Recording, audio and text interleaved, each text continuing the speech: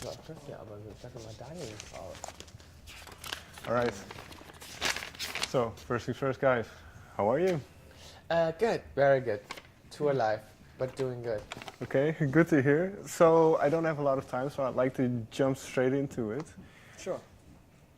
This was a very free process for you. You just finished with your label, and so did it remind you of when you first started out?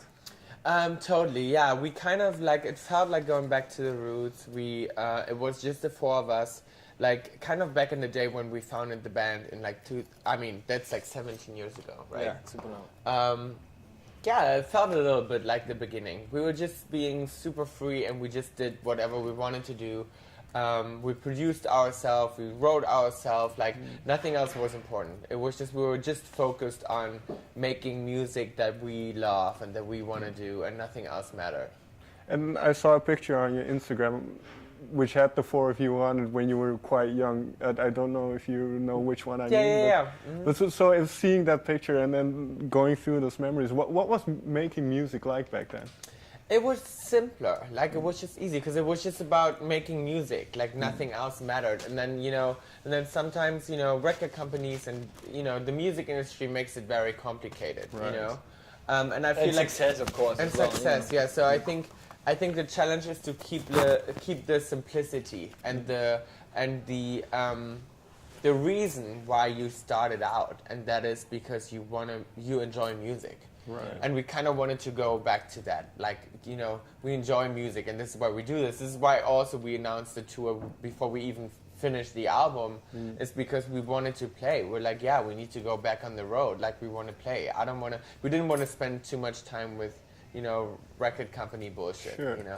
Well, it's interesting that you mentioned the success because starting out at your age, I believe you were about 16, 17 when everything started to take off. So what was that like? How did you experience going through all that hectic?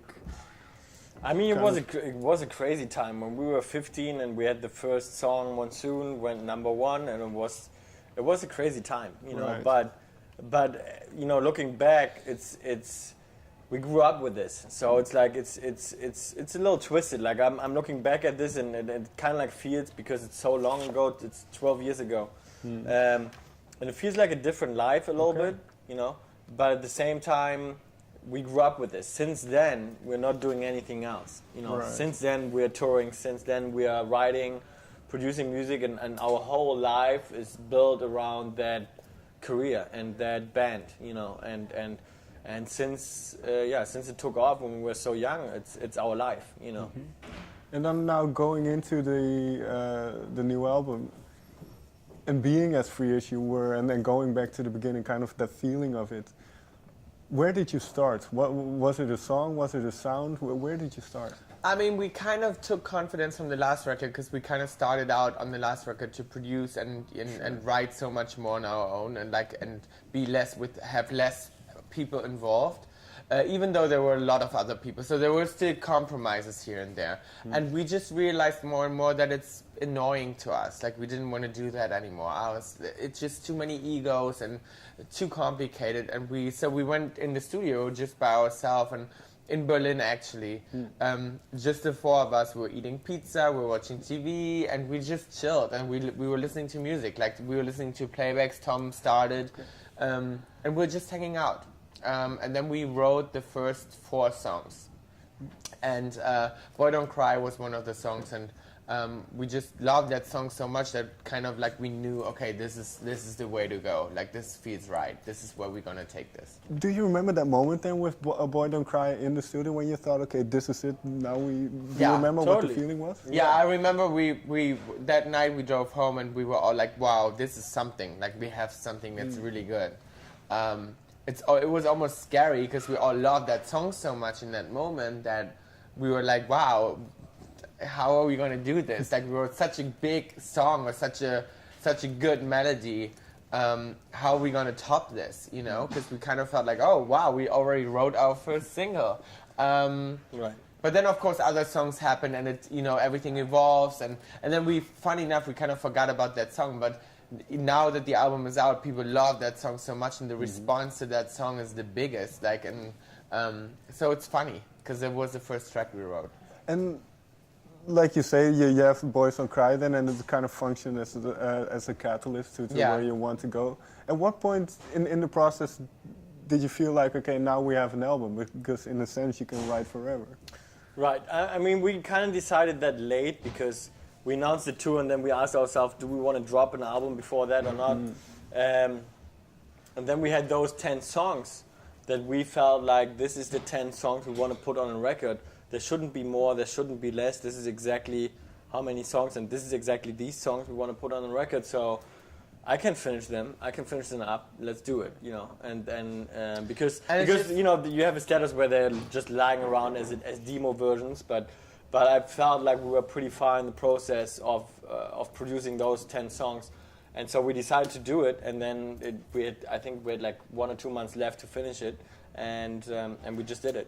It just felt very cohesive, like the whole album. Like we didn't feel like we had to to just have album fillers or have certain things that need to be on an album, like this one ballad and this one acoustic song and this one this or one that. Like we just felt like we're just gonna do our thing, and it's not a very commercial record because it's very, very cohesive. But we didn't care about, you know, fulfilling, you know, any standards you have to have on an album. That's why we were like, let's just do these 10 songs, and this is one world. It's like one sound world. Right. And is that difficult to do because you do have an audience who have certain expectations of the kind of music that you make? So, and then with the previous album as well. But is that in your mind while you're writing? I mean, you know, it's like we appreciate our fan base and love that we have. You know, so many fans from day one, but at the same time, we never cared about expectations so much, you know. Because it's just, I think it's more ourselves. Like of course we want to write a very good song. Like in the end, you want to be there, and you don't want to jam around for like 5 hours and like have a messy song.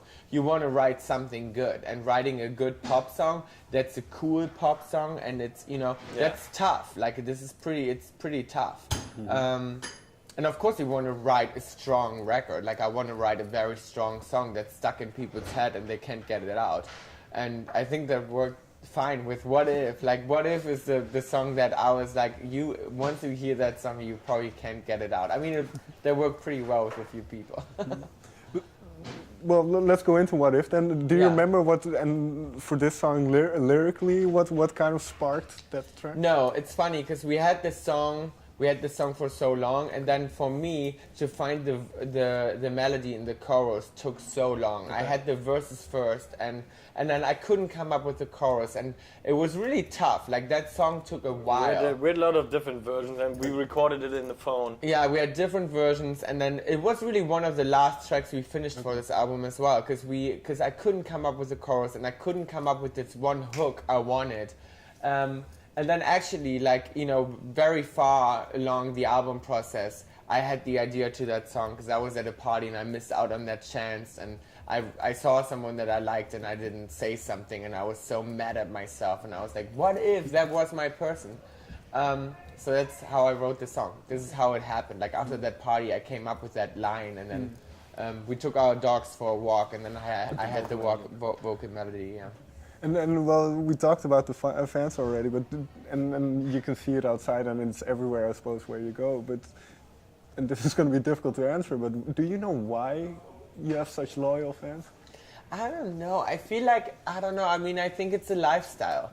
I really do think that the people, they live that whole Tokyo Town lifestyle with us. It's almost like a choice how you live, you know, being on the road. Like some of them come to 15, 20 shows, they travel with us. It's like, it's crazy. And it's almost like this choice you make, and they want to live this life with us and be a part of this. And it's very much like a family. I don't know, maybe because they grew up with us. There are so many people that say, oh my God, we grew up listening to your music, which makes us feel so old. But and they're in the same age now, and you know. They grow with you because you grow up. They grew up with us. Yeah, I grew up with us too. I grew up with us. Yeah. So we have something in common. I think that's the main part. Yeah. All right, guys. Thank you so much. Cool. Thank you so much. Thank you.